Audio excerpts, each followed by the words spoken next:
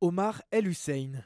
Ce jeune Danois de 22 ans d'origine palestinienne est l'auteur présumé des attentats du week-end dernier à Copenhague contre un centre culturel et une synagogue. Des attaques qui ont profondément meurtri le Danemark, mais aussi ravivé les blessures d'une société divisée par le débat sur l'immigration. 30 000 Danois se sont rassemblés lors d'une veillée lundi soir pour rendre hommage aux victimes. Mais un autre hommage, plus surprenant, a agité la société danoise. Des fleurs déposées par dizaines à l'endroit où Omar El Hussein est tombé. Je pense que ce qu'il s'est passé l'autre jour est tragique. Et il y a eu de nombreuses victimes. Et quelqu'un a perdu un être aimé ici aussi, qui a fait quelque chose de terrible. C'est une perte pour lui et une perte pour nous tous en tant que communauté. L'auteur présumé des coups de feu a vécu à quelques centaines de mètres de là, à Mjølnerparken. Un quartier modeste où près de 9 habitants sur 10 sont des immigrés et qui revient régulièrement dans les débats sur l'immigration qui agite la société danoise.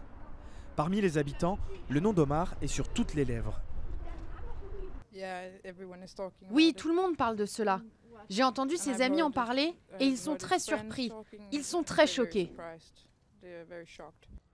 Devenu le centre d'attention de tous les médias, amis et voisins d'Omar évitent les caméras. Tout juste évoque-t-il un mec génial qui aurait fait les mauvais choix. Et parmi la communauté musulmane, qui représente 4% de la population danoise, beaucoup se sentent de plus en plus pointés du doigt. Les gens deviennent un peu tendus et ont peur les uns des autres. Il y a des musulmans qui ont fait part de leur nervosité. Ils craignent que désormais, au Danemark, on ne leur sourit plus.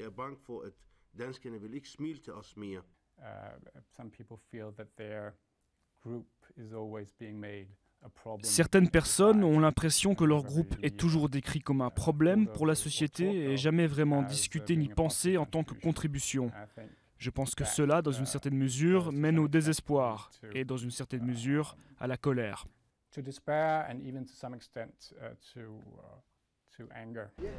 Avec les élections parlementaires prévues au mois de mai, le débat sur l'immigration risque fort de devenir l'enjeu décisif du scrutin, quitte à diviser encore un peu plus le pays.